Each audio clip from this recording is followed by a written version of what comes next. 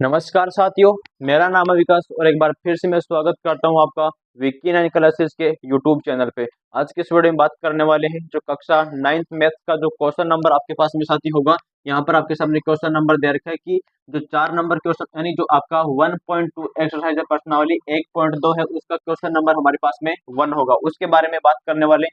तो सबसे पहले देखो हमारे पास में क्वेश्चन दे रखा है स्टेटमेंट वाला है कि प्रत्येक अपरिमेय संख्या एक वास्तविक संख्या होती है। तो हम सबसे पहले देखो इसका जो स्टेटमेंट होगा हमारे पास में कैसे होगा, ट्रू होगा, यानी ये सत्य होगा।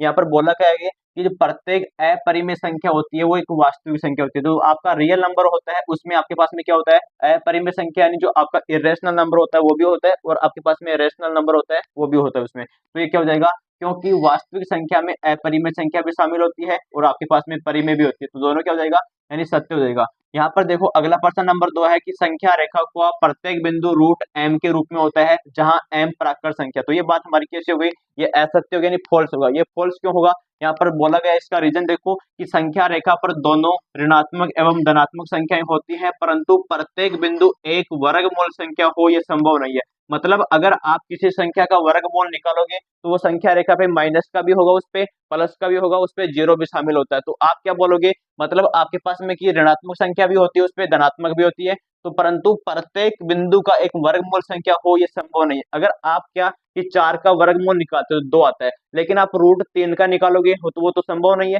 माइनस रूट 3 का निकालोगे तो वो भी संभव नहीं है। तो हमारे पास में स्टेटमेंट कैसा हो गया, असत्य हो गया, प्रत्येक के लिए सत्य नहीं होता, ये असत्य हो गया। ठीक है, यहाँ पे देखो तीसरा इसमें कि प्रत्येक वास्तविक संख्या एक अपरिमेय संख्या होती है, ये भी हमारे पास में कैसा होगा, असत्य। बोला है कि प्रत्येक वास्तविक संख्या एक अपरिमेय संख्या होती है, ये भी गलत बात है क्योंकि ये क्या हो जाएगा, असत्य। क्योंकि जो हमारे पास में क्या होती है वास्तविक संख्या होती है उसमें आपके पास में परिमेय संख्या भी होती है, उसमें आपके पास में क्या होती है, अपरिमेय भी होती है, दोनों उसमें होती है। तो यहाँ पर क्या बोला कि संख्या एक अपरिमेय संख्या होती है, तो इसका रीजन देखो क्योंकि वास्तविक संख्याओं के समूह में परिमेय संख्या एवं अपरिमेय संख्याएं दोनों होती हैं, दोनों शामिल होती है, केवल एक अपरिमेय संख्या नहीं होती है। मतलब यहाँ पर बोला क्वेश्चन का रीजन देखो अकबर कि प्रत्येक वास्तविक संख्या एक अपरिमेय है। तो प्रत्येक जो वास्तविक संख्या होती है आपका रियल नंबर होता है उसमें क्या होता है, एक तो आपके पास में उसमें वास्तविक संख्या में क्या होगा, आपके पास में परिमेय संख्या भी होगा और उसमें अपरिमेय संख्या दोनों शामिल होती हैं। तो यहाँ पर बोला है केवल अपरिमेय है, तो ये अपरिमेय नहीं होगा, दोनों होंगे, उसमें परिमेय भी होगा और अपरिमेय, तब जाके बात सही बनेगी।